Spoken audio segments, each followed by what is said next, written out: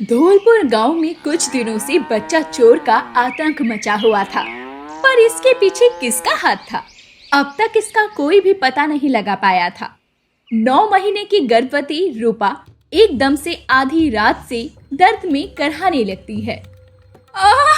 अजी सुनते हो? अजी सुनते हो?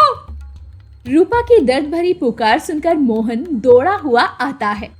क्या हुआ रूपा, तुम ठीक तो हो?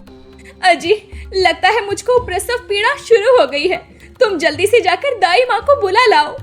हाँ, मैं जाता हूँ मैं। तुम किवाड़ बंद कर लो, मैं अभी दाई माँ को बुला कर लाता हूँ। मोहन हाफता भागता हुआ एक कच्चे घर का किवाड़ खटखटाता है। सीता काकी, अरे ओ सीता काकी, जल्दी बाहर आओ।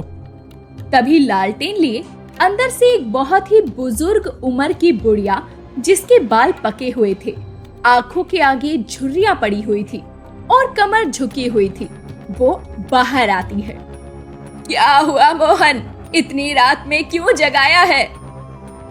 अरे बुढ़िया दाई, जल्दी मेरे साथ चलो, मेरी पत्नी का बच्चा होने वाला है। कुछ ही देर में मोहन दाई को लेकर झोपड़ी में आता है। ये तो प्रसव पीड़ा का दर्द है, मोहन तू बाहर जा। मोहन दरवाजे के बाहर पहरा देने लगता है। दाई अंदर से किवाड़ बंद कर लेती है। कुछ ही देर में रूपा एक प्यारे से बच्चे को पैदा करती है। बहुत बहुत बधाई हो रूपा बेटी, तुम्हें बेटा हुआ है, बेटा। रूपा मुस्कुराती हुई अपना बच्चा मांगती है। लाओ दाई माँ, मेरे लाल को मेरी गोद में दे दो। नहीं नहीं रूपा, अभी तू आराम कर। जैसे ही रूपा की आंख लगती है, बुढ़िया दीवार ताप कर बच्चे को लेकर 9-2-11 हो जाती है। काफी देर बाद जब मोहन को बच्चे के रोने की आवाज सुनाई नहीं देती, तो वो मुआयना करने अंदर आता है, जहां बच्चा और बुढ़िया दोनों को गायब देखकर वो अपनी छाती पीट लेता है। हे राम जी, वो बुढ़िया मेरे बच्चे को चुरा ले गई। चोर चोर अरे जागो गांव वालों, जागो, पकड़ो उस बुढ़िया को। शोरगुल से सभी के दरवाजे खुल जाते हैं, पूरा गांव जमा हो जाता है। सूरज की किरण फूटते ही गांव में पंचायत होती है, जहां मोहन मुखिया जी से बोलता है। मैं कुछ भी नहीं जानता मुखिया जी, मुझे मेरा बच्चा चाहिए। वो बच्चा चोरनी मेरे बच्चे को ले गई। मुखिया जी, मेरे बच्चे को ढूंढवाइए, अगर मेरा बच्चा नहीं मिला तो मैं मर जाऊंगी। ये सुनकर गांव के मुखिया चिंता में आ जाते हैं और गांव के सबसे चतुर आदमी चंदन से राय मशवरा करते हैं। चंदन, तुमको क्या लगता है कौन हो सकता है वो बच्चा चोर? मुखिया जी, आप इस लल्लू से क्या पूछ रहे हैं? ये कोई लाल भुचकर थोड़ी ना है जो बच्चा चोर को अकेले पकड़ लेगा। इतने दिनों से ढूंढ ही तो रहा है। मैं आपको बता रहा हूँ ना, मैंने अपनी आंखों से देखा है, वो बुढ़िया दाई ही बच्चा चोरनी है, मेरा यकीन मानिए। नहीं, ऐसी मजबूत दीवार तोड़ देना बुजुर्ग के बस की बात नहीं। मुखिया जी, ये काम किसी जवान उम्र वाली औरत का है। चंदन, वो बच्चा चोर कोई भी हो, औरत पुरुष, उसे पकड़ने का जिम्मा मैं तुम पर सौंपता हूँ। तुम्हें और तुम्हारी पत्नी धनिया को उसे ढूंढना है। पंचायत यहीं खत्म होती है। इसके बाद सब अपने अपने घर में चले जाते हैं और धनिया अपने दूध पीते बच्चे और पति चंदन के साथ अपने घर लौट आती है और दोनों ही पति पत्नी अब आपस में विचार विमर्श करने लगते हैं। मुन्ना के बापू, मेरा दिल बैठा जा रहा है कि कहीं वो बच्चा चोर हमारे बच्चे को भी चुरा कर ना ले जाए। घबराओ मत धनिया, मैं हूं ना, बच्चों को कुछ नहीं होगा। अभी दोनों आपस में बातें कर रहे होते हैं कि तभी ललिता दरवाजे पर बच्चे की छठी का न्योता लेकर आती है। जय राम जी की चंदन भैया, धनिया भाभी आपको भी जय राम जी की। हाँ हाँ, जय राम जी की, जय राम जी की ललिता बहन। कहो, कैसे आना हुआ? आज मेरे बच्चे का छठियार है, तो मैं आप दोनों को अपने बच्चे की दावत का खाना खाने के लिए बुलाने आई हूँ। हाँ हाँ, हम जरूर आएंगे बहन। उन दोनों को न्योता देकर ललिता अपने द्वार के आगे बढ़ जाती है। तभी चंदन बोला। धनिया, वो बच्चा चोर जो कोई भी है, आज ललिता के बच्चे की छठी में भी जरूर उसे चुराने के इरादे से आएगी और फिर हम उसे पकड़ लेंगे। एक तरफ पूरा गांव था जो ललिता के बच्चे की छठी में आया था, वहीं बच्चा चोर भी तैयारी में थी, जो कि बहुत ही जवान दिखने वाली महिला थी। आ रही हूँ मेरे प्यारे लल्ला, तुझे लेने के लिए। महिला बुढ़िया का रूप लेकर दावत में आती है, जहां चंदन धनिया दरवाजे पर खड़े अंदर जा रहे लोगों को देख रहे थे। चालाक चोरनी वहीं रुक जाती है। अच्छा, तो ये दोनों मियाँ बीवी मुझे पकड़ने के लिए जाल बिछाए बैठी हैं। कोई और तरकीब लगानी होगी। लगता है उस मोहन ने इन्हें बता दिया है। अगर अब मैं बुढ़िया दाई माँ का भेष बदल कर गई तो ये लोग मुझे पहचान जाएंगे। मुझे कोई और भेष धरना होगा। महिला एक पेड़ के पीछे छुपकर बुढ़िया का भेष बदलकर अब एक जवान महिला का रूप ले लेती है। तभी धनिया उसे रोक लेती है और शक की निगाह से देखते हुए पूछती है, जरा ठहरिए, आपको आज से पहले धौलपुर गांव में देखा नहीं है? चोरनी हिचकिचाते हुए बोलती है, वो मैं ललिता की बहन हूँ। लेकिन ललिता की तो कोई बहन ही नहीं है। फंस गई चंदा। अब मैं दूर की दादी की समधन यानी कि नानी की मौसी की बेटी लगती हूँ। तो हुई ना मुंह बोली बहन। अब मुझे जाने दो। खाने की कितनी अच्छी खुशबू आ रही है, मेरे मुंह में तो पानी आ रहा है। बच्चा चोरनी चिकनी चुपड़ी बातें करके अंदर घुस जाती है, जहाँ बच्चा झूले में था और औरतों की टोली घिरे हुई थी। यहाँ तो इतनी भीड़ है, इतने लोगों की नजरों से बचकर मैं बच्चे को चुराकर कैसे ले जा पाऊंगी? कुछ और तरकीब लगानी होगी। बड़ी ही चतुराई से महिला हल्ला मचा देती है। बिच्छू, बच्चे के झूले में जहरीला बिच्छू है। बिच्छू, भागो रे भागो, जल्दी भागो। लोगों में भगदड़ मच जाती है, जिसका फायदा उठाकर चोरनी बच्चे को चुराकर भागने लगती है। तभी चंदन पीछे पीछे भागता है।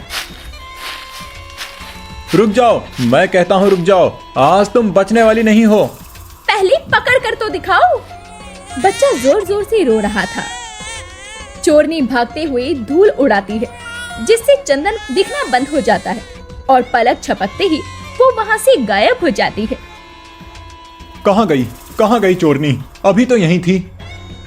इस बार भी चंदन बच्चा चोरनी को पकड़ने में नाकाम रहता है, जिसके बाद सारा का सारा गांव उस पर इल्जाम लगाने लगता है और मोहन आग में घी डालने का काम करता है।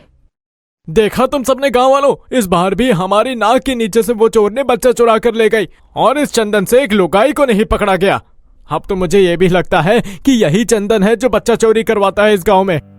ये सुनकर चंदन रोते हुए बोला, मैं तुम सबको अपना परिवार मानता हूँ। बरसों से मेरी पत्नी और मैं इस गांव में रह रहे हैं और फिर भी तुम लोग हम पर ऐसा लांछन लगा रहे हो। तो नहीं लगते लालछन? जाकर अपने बच्चे को खेत में छोड़ा, फिर देखते हैं। वो चोरनी अगर तेरे बच्चे को उठाकर ले जाती है तो हम समझ लेंगे कि तेरा कोई हाथ नहीं है, और अगर छोड़ जाती है तो हम समझ जाएंगे कि इसमें बस तेरा ही हाथ था। सब दूध का दूध और पानी का पानी हो जाएगा। ठीक है, मुझे मंजूर है। ये सुनकर धनिया की आंखों में आंसू बहने लगे। वो अपने बच्चे को सीने से सटा कर बोलती है, अजी तुम पागल हो गए हो क्या? नहीं, मैं अपना बच्चा नहीं दूंगी। मैंने इसे पैदा किया है, पाल पोस कर इसकी परवरिश करना चाहती हूँ। यही तो मेरे बुढ़ापे का सहारा है। मैं ये बच्चा किसी को नहीं दूंगी। दे दे धनिया, अपने पति पर भरोसा रख। शाम का सूरज डूबते ही अंधेरा होने पर चंदन अपने बच्चे को मकई के खेत में छोड़ आता है और खुद दोनों पति पत्नी फसल की आड़ में छुप जाते हैं और बच्चा भूख से बिलक बिलक कर रोने लगता है। अजी देखो, मेरा बच्चा कैसे सिसक सिसक कर रो रहा है। ऐसे तो वो सांस पकड़ लेगा। जमीन में चींटियां भी है, कहीं मेरे लाल को काट ना ले, उसे दर्द होगा। मुझे मेरे लाल के पास जाने दो। रुक जा धनिया, थोड़ी देर के लिए अपने कलेजे पर पत्थर रख ले, कुछ नहीं होगा। काफी देर बिताने पर दोनों को किसी के आने की आहट सुनाई देती है। तभी चोरनी आकर बच्चा उठाती है। तो दोनों खेत से निकलकर उसे पकड़ लेते हैं। पूरा गांव चोरनी को देखकर चौंक जाता है। चंदा, तूने हम सबके बच्चे चुराए थे? हाँ, मैंने चुराया बच्चा, ताकि तुम सबको एहसास हो। याद है तुम सबने मेरे साथ क्या किया था? याद करो वो दिन। धौलपुर गांव में जिस किसी का भी ब्याह होता, वो 1 साल के अंदर माता पिता बन जाते।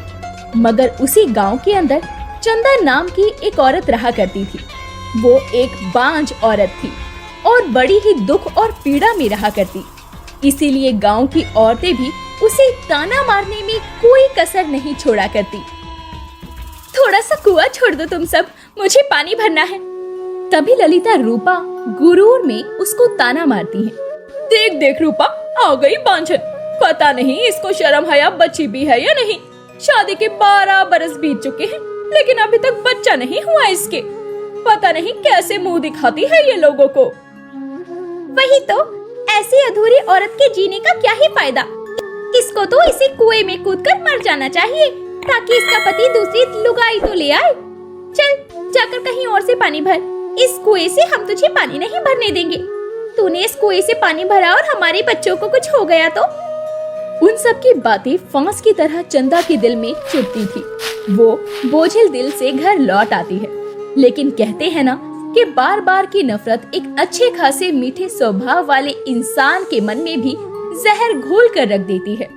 औरतों के भड़कावे में मुखिया जी उस पति पत्नी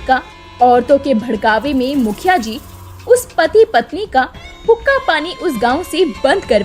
आज से ये बांझ पत्नी इस गांव में नहीं रह सकती। निकल जाओ यहाँ से। गांव से बेइज्जत होकर निकल जाने पर अपमानित चंदा का पति अब अपनी बेइज्जती को सहन नहीं कर पा रहा था और वो खुदकुशी कर लेता है।